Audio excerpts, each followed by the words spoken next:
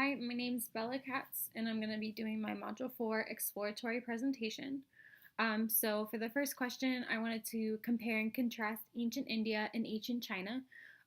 So for, um, I guess, contracting, ancient India, the religion is different. It's Hinduism and Buddhism. Whereas in ancient China, the religion is more focused on Confucianism, Taoism, and legalism.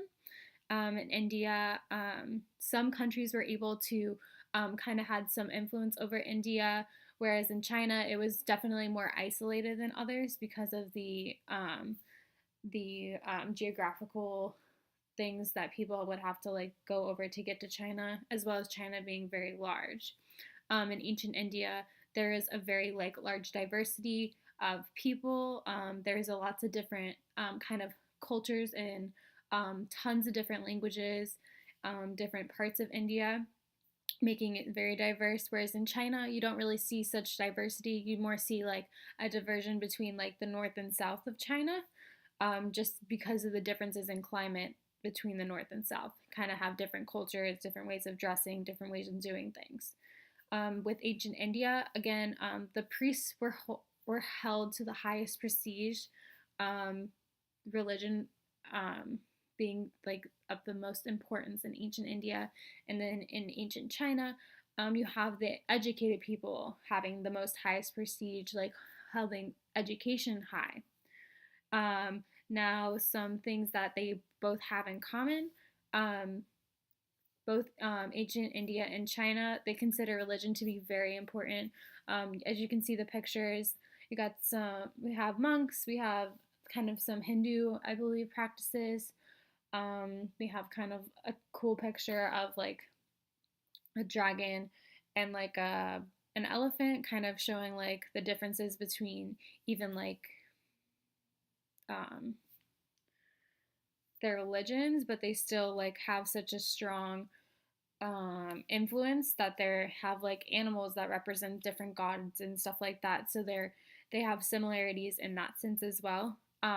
They also have had social hierarchies.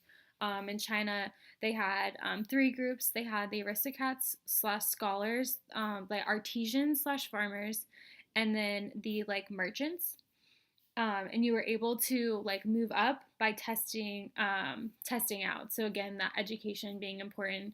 And then India also had social hierarchies. They had like the five caste system, and I'm gonna mispronounce these names. They were the Brahmins, which were like the priests, the Kshataris, the Vasaris, the Sudras, and then the Untouchables. And so basically, you were born into it, and you couldn't marry out of that. But again, both India and China having those social hierarchies of kind of defining where people are in society. They also both like believed in patriarchal families, basically meaning that the fathers and husbands were supreme because they owned the land and they were the heads of the family, making like the women inferior. And then also, they also both had great achievements. Ancient India was basically the first civilization to use algebra and calculus, and the number zero was also invented. And then ancient China had great achievements of silk, paper, printing, compass, gunpowder. All these achievements are like still used today in our society in the 21st century. So they've like all had great impacts even today. Another thing that I found that like both had similarities to was similar geography. Um, they're both pretty much next to each other. They have, like that they have a like a main river that they get all that they're able to supply their crops and do farming with. They have like a mountainous terrain as well for protection along the borders. And then, of course, they have access to the ocean for trading as well. And they also like similarity. They did Silk Road trading, and they were able to trade throughout using like rivers and flatlands as well to move along items. All right. And the next thing, 21st century idea that differs from ancient China and India. So, 21st century now, I would say like we have unlimited access to knowledge. And that's way different from ancient China and India just because their technology was not where it is today. Ours is definitely more advanced. We have Google search, we have YouTube, where we can literally learn how to do anything we want to do, bake a cake, make a I don't know, something for your house.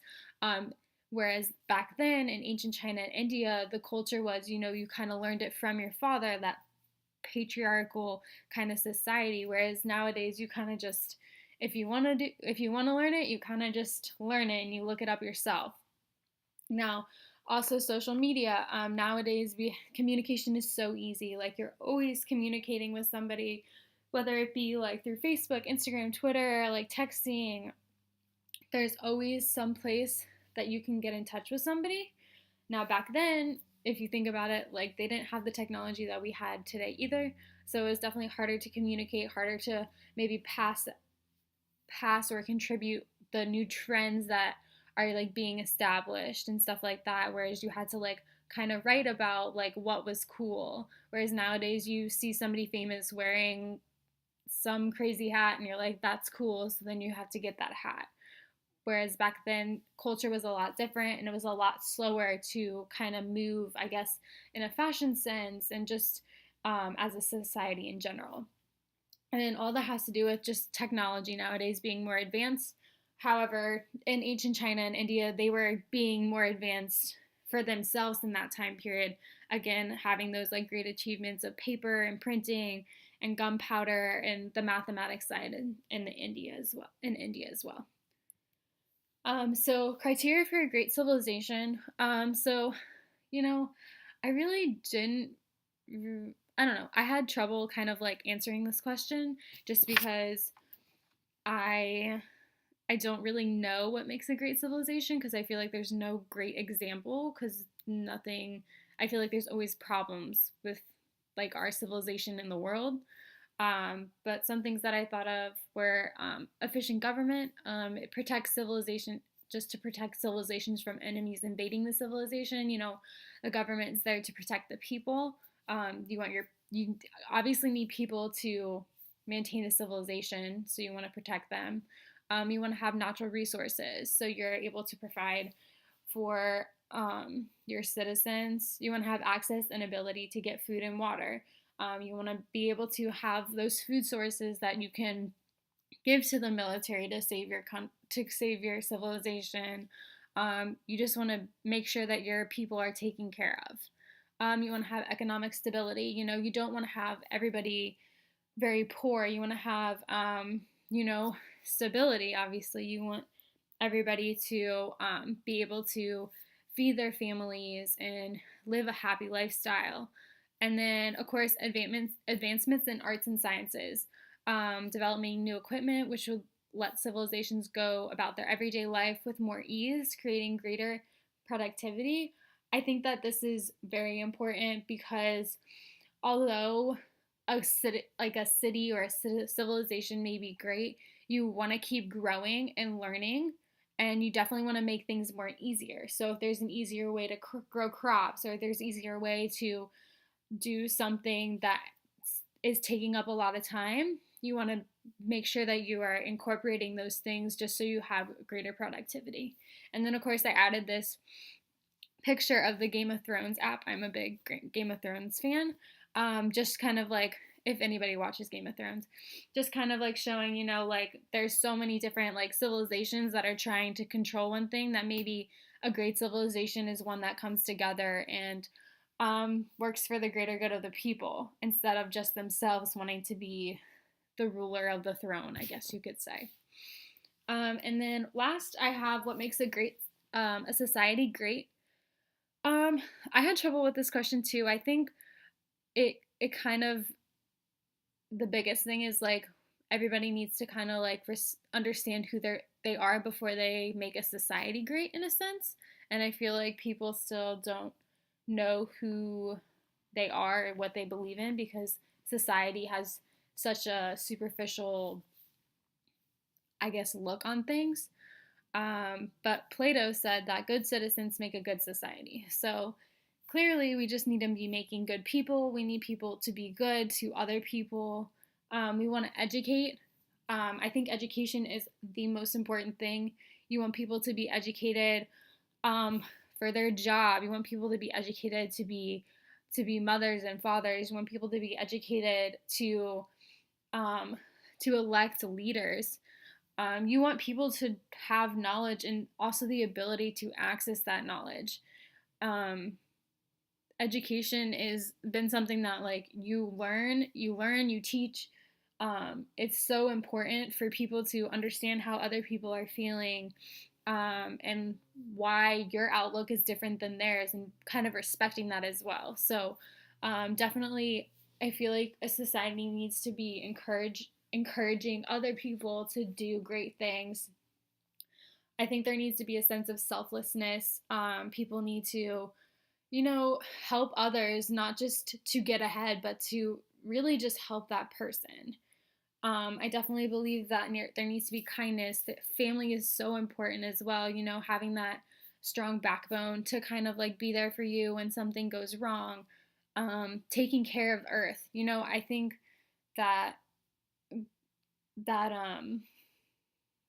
nowadays in the 21st century that we're definitely using that we're definitely causing global warming, whether somebody believes that or not. I definitely think that there has been definitely an increase in our pollution than back then in the ancient times.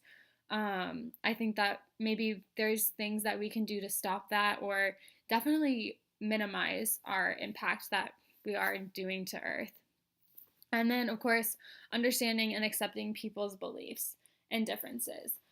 Um, I feel like people definitely judge one another very quickly, and I think that definitely affects our society and the way we interact with other people, especially like with wars and stuff like that. A lot of that has to do with religious differences, and so if we were just to be accepting and sharing and world peace, I guess it would be, was what I'm asking for.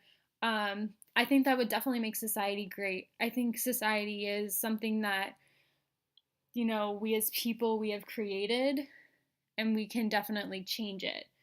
Hopefully, we can eventually change it for the greater good, and um, just be better people overall.